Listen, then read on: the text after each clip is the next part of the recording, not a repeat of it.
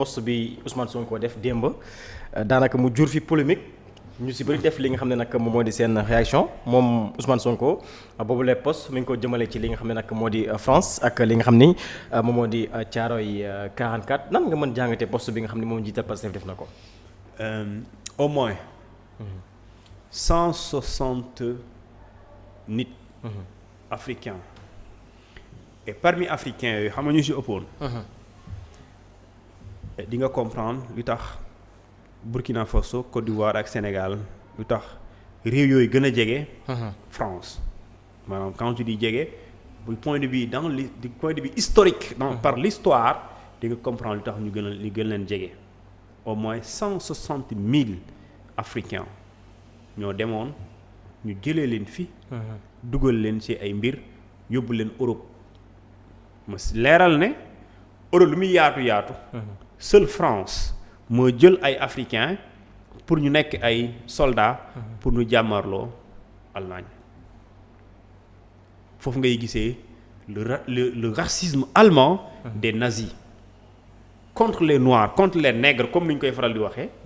parce que c'est à partir de la France que les Allemands ont eu cette haine, ce racisme contre les Africains. Et pourtant de manière indirecte. C'est pas les Africains qui ont demandé, qui ont déclaré la guerre à l'Allemagne. Mais c'est la France qui déclare et l'Allemagne ñoo doon faatante di reyante France ak Europe amuñu doole ñëw ci ñun ñu jël ci ñun au moins 160 000 Africains. Mais parmi ces 160 000 il y a au moins 30 000 Africains qui sont décédés. ñoo xam dañoo dee ci guerre bi seen mbokk yi lu ñu doon dégg. jamono jooju du jamono réseau social. Telegram la wala nga jékki-jékki message bi sonné li ñu doon dégg lii lañ doon dégg en bonne santé. muy tekki ne soldat bi mu ngi ci jàmm. mort. bu ñu la ko bindalee nga xam ne sa mbokk bi dee na. malade. ainsi de suite introuvable. loolu moo nekkoon les codes. léegi ñun parmi ñooñu. réew yi Burkina Faso. Côte d'Ivoire. Et le Sénégal ñoo ci ëppoon ndaw bu ñu demee di xeex si la France am réussite li ko Allemagne naroon woon mu résister dafa war a wax merci aux peuples africains. Même si bu ñuy ñëw fii tàgguwuñu de ma xamal la aussi parmi les 160 000 yu ñu jëloon dañuy dem fële. am na ci 500 nit ñoo xamante ni ñoom ñoo nekkoon seen diggante tubaab yooyu. seen diggante ak noirs yi pour fësal wala continuer ce qu'on appelle cette colonisation. parce que noirs yi sénégalais yi bu ñu daan dem di dàqante suñuy maam yi ci àll bi. tubaab yi xamuñu woon donc tubaab yi ñoo nekkoon seen intermédiaire. ñu dem ñu tànnal leen defal le recrutement c'est à la limite c'est un recrutement forcé. parce que un recrutement je pense. même li ñu tuddee VRP les VPR. bu Burkina Faso les volontaires VDP. les volontaires pour la défense de la patrie ñooñu des fois dañ leen laaj seen avis. mais fii laajuñ kenn avis am dañuy gis ne nga robusque am doole am muscle ñu ne yow war nga mën a téye fetal pour nga jàmmarloo les Allemands. ñu jël leen léegi ñooñu yóbbu nga leen sans leur avis donc tu violes ce qu'on appelle leur consentement. doyul. nga utiliser yow sa doole parce que jamono jooju militairement yaa leen ëpp doole et aussi il faut le dire les Français et l'Europe jàppoon nañ ne les Africains intellectuellement ils sont faibles. Donc puisque nous sommes des peuples qui ne réfléchissent pas parce que loolu lañ gëm quand Sarkozy vient ici à l'université il dit l'Afrique bokkul ci histoire. C'est parce que moom maamam la liir. maanaam lu mu gëmoon mooy les Africains sont intellectuellement faibles. tekkiwuñu dara ils ne réfléchissent pas loolu lañu gëm alors que c'est pas vrai léegi ñu ne puisque ñii duñu réfléchir ils sont intellectuellement faibles waaw nañ ñu jox fetel ñu xeex waay. li moo taxaw ñu ñëw jël si ñu léegi bu ñu demee nag et il ne faut pas que des fois ñu naan les tirailleurs sénégalais morts pour la France. Ils sont morts pour la France, ok. Mais tués par la France. sama maam bi dëkk Diaobé exemple. wala mu dëkk Koungheul kooku pour mu dem France moom jamono jooju mais tubaab moo ko mën a jël si rek. boo ko bàyyoon fii Koungheul lay dee. du fa xam sax. waa léegi. boo ko jëlee force kay. et puis ils ont été forcés à la guerre. Forcés à la guerre. da ngay dem ci benn village nga gis ne kii am na doole nga force yóbbu ko. mooy que bu dee yaa ko rey parce que boo ko fi bàyyoon du dem. léegi dem na mu am ñu des ñu am ñu dee. sëriñ bi 160 000 laa la wax nit. lañu yóbbu woon au moins léegi 168. ñaata 30 000 au moins la dee nañ ci guerre bi. ñeneen ñi yàlla def ñu dund ba mu des je pense que yàggul dara il y a 1 an xaw ma 2 ans. dem nañ aéroport Sénégal di recevoir xam nga les 7 tirailleurs. sénégalais yi desoon. exactement ñu leen di honorer république du Sénégal di leen sargal. jamono jooju boo leen xoolee nga xam ne ñii yàlla moo leen guddal fan rek waaye mag lañ parce que physiquement amuñu kattan bi. te ñooñu moo wax la bokkoon nañu ëpp kattan jamono jooju. parce que dañ doon wër ñu ëpp kattan. waaw léegi ñooñu bu ñu la jàppalee ba tey askan bi nga xamante ni moo la naroon envahir. te ëppoon la doole lool ba utoon renfort africain doo ci génn léegi ñëw kooku bu ay sëtam judduwaatee judduwaat. li nga war a njëkk am mooy bu dee am nga reconnaissance. mooy tous les honneurs yu ñu war a jagleel nit koo xamante ni. daf la faytal mu xexal la. défendre sa askan parce que sa askan boobu bu doon gëm nga ko doo uti africain. mais lu ñu def aussi 1er décembre 1944 fii si Thiaroye loolu aussi mooy confirmer que ni France moo leen rey aussi ndax bu ñu ñëwee di laaj seen indemnité nu tëj leen si benn néeg faat leen ñëpp donc. et te lu ci gën a yéeme mooy. France bu amoon ngor si la France était digne.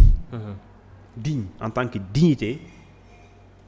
Si la France était soucieuse de la vie humaine, si la France reconnaissait l'effort de guerre forcé à ces Africains, je dis bien, ces Africains braves, courageux, forts, qui font la fierté de nous, leurs petits-fils, tey France boobu du taxaw sa ba ñooñu di réclamer li ñu leen war a jox c'est une honte, c'est un manque de respect. Parce que kooku daf la fayital même bu dee mënoo ko fay nga def effort loo xamante ni te mën nga ko fay mënoo ko fay sax mais nga def loo xamante ni au moins da nga koy moom day xam ne da nga ko forcer de waaye am na loo teg ci loxoom mais comment aujourd'hui nga bëgg a célébrer loolu nga ne léegi am ngeen nationalité française xaw ma lan fi caaxaan yooyu. loolu mooy reconnaissance. kii fayital la ñu ne la loon yóbbu laaxira ñëw défendre ko. léegi dañoo war a def comparaison combien de Français ont été tués. contre combien d'Africains ont tué. mais reconnaissance boobu pourquoi nu bàyyi ba si 80e anniversaire bi soog ko def. lan moo xew entre temps ban changement moo am. géopolitiquement politiquement. la nature des relations diplomatiques. la coopération France-Sénégal. de 2022 n'est pas celle de 2024. parce qu'il y a un nouvel horizon. il y a un nouveau vent boo xamante ni mu ngi souffler waaye xamul fan lay mujjee. wala xam nga ko. même la diplomatie française xamul fan lay mujjee. donc ñu ngi wax li ñu tuddee révision de l'alliance pas de l'alliance mais de la coopération. bilatérale entre le Sénégal et la France. yu bëri dañ ko war a réviser lu bëri dañ ko war a xoolaat. en plus il y a des relations yoo xamante ni commerciales qui existent entre la France et le Sénégal et yooyu yëpp dañ koy xoolaat maintenant bu fekkente ni moom leer na la ne li ñu nar a xoolaat nii buñ ko xoolee bu baax yow di nga ci gis exactement di nga ci gis loo defoon loo xamante ni da nga tëddoon ci njëriñu Sénégal. nga koy ci profito te nga gis ne exactement que ne fa lañ jëm. mën nga dugalaale neexalaale. mais neexal aussi taxul la ci génn. parce que ñun on a loolu c'est plus de 50 ans déjà. c'est avant l'indépendance. donc avant l'indépendance sëriñ bi. est-ce que xam nga ñoom Valdiodio Ndiaye. ce sont ces Sénégalais-là qui ont échappé à cette guerre. les Senghor. ay Léon Contran Damas. ay Bourguiba. ñii dañoo échappé. ak MSDR dañoo échappé ci guerre yooyu avant ñoom il y a eu des Africains qui ont été envoyés en France en Europe pour faire face aux Allemands donc loolu ñoo ñi nga xamante ne ñoo amoon ñu ne ce sont des écrivains noirs africains ce sont également les précurseurs de la négritude ñu ne non ce sont également les fondateurs du mouvement négro-renaissance nga dem États-Unis Martin Luther King ainsi de suite l'égalité des noirs blancs africains dans des noirs et des blancs dans les établissements dans les écoles mu dem également yaatu ci adduna bi dafa am ñu leen jiitu ñooñu jiitu leen tey loo mën a def honneur ngay chanter Aimé Césaire ngay chanter Léon Contran Damas ngay chanter Léopold Sédar Senghor parce que il fut le premier président en même temps ministre de France mais ñooñu nga xamante ñoo taxoon tey République France existait parce que avant cela mën na exister mais dañ koy perturber ñooñu je dis bien lu gën nga lépp lu ñu yellool honneur nga jox leen ko lépp lu ñu yàllool ak indemnité nga reconnaître ko pare loolu dafay jëm ci respecter ñoom seen mémoire. mais Thioune est-ce que yaakaaroon na aussi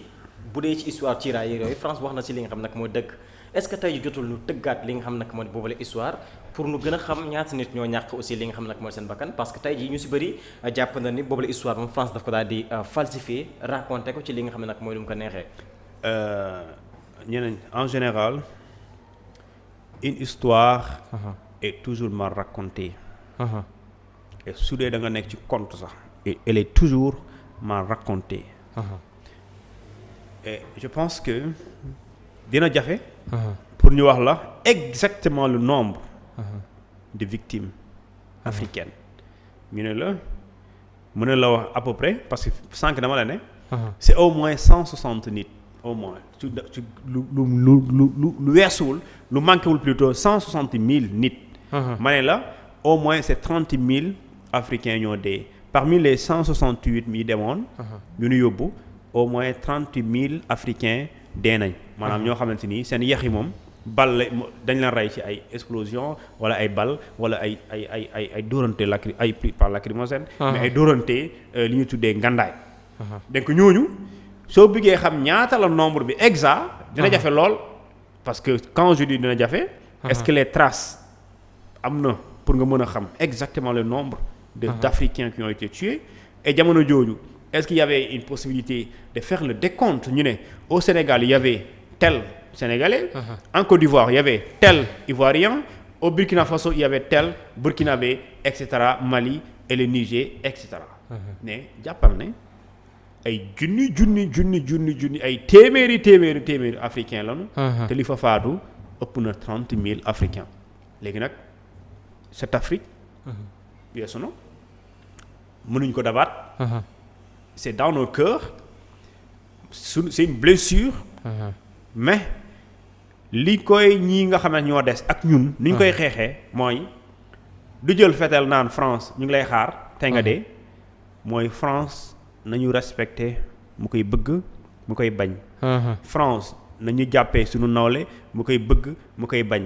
France un Africain un Européen ne vaut pas mieux qu'un Africain un Français ne vaut pas mieux qu'un Sénégalais et loolu mooy fulla et fulla boobu da nga ko war a njëkk a gis ci état mooy ki nga xam ne nekk le premier citoyen français le premier citoyen sénégalais buy sekk ak le premier citoyen français ñu sentir ne le traitement c'est un traitement égal mais aussi un traitement d'égale dignité donc l'état français n'est pas plus souverain que l'état sénégalais donc li nga xamante ne la ñu war a sekk dañ ko war a sekk ba ku nekk gis sa bopp et non ñu am rapport de colonisé à colonisateur loolu jeex na nous sommes une ancienne colonie de France et nous ne sommes pas des colonisés de France et ça c'est pas un discours ça c'est l'acte donc loolu je pense que ñi nga xam ñoo jiite réew mi xam nañ ko mais si poste Ousmane Sonko bi ci jeexantal bi mi ngi si def Thiaroye 44 comme tout le reste sera remémoré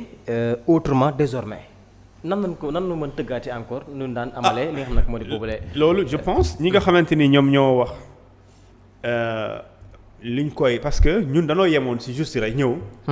ooy Thiaroye 44 am na après ñu ñëw defal leen fleur parce que bu dee tubaab bi dañuy ñëw indi la fleur. après ñu dem mais l'histoire c'est quoi c'est que il y a beaucoup de Sénégalais tey.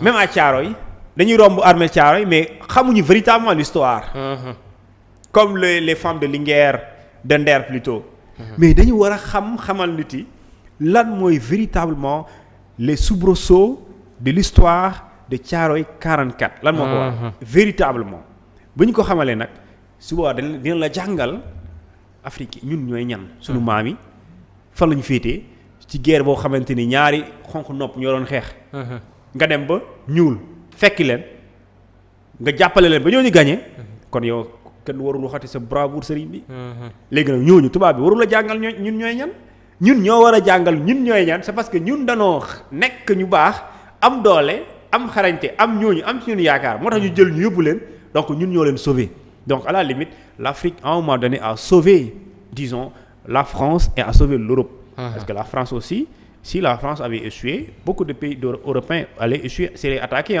donc c'est parce que nous on a aidé cette France-là à faire face à l'Allemagne que cette Allemagne-là a compris que li ñu tuddee xawma force nazie mën na am na doole waaye dina am fu mu yem donc loolu je dis bien li ñu jàngale l'histoire après ça nous permettra ñu gën a xam ñun ñooy ñan parce que ñun ñooy ñan c'est pas ay nous sommes au Sénégal un pays situé à l'extrémité ouest du continent africain c'est pas ça c'est pas ça l'Afrique c'est quoi ce sont ces vaillants hommes et femmes qui l'ont défendu qui ont préféré mourir à la place d'être humiliés c'est ça l'Afrique loolu mooy Afrique ñoo xamante ni ñoom ñu deew ak seen dignité moo leen gënal yow nga leen di ñàkk respect nga leen di ñàkk wekk et loolu je dis bien boo ko transporté yóbbu ko ci état da nga gis ne donc képp ku jiite réew mi fulla boobu nga war a am mooy tubaab la yow sénégalais nga day défendre réewam ngay défendre sa réew amul parce que dafa yore bakkan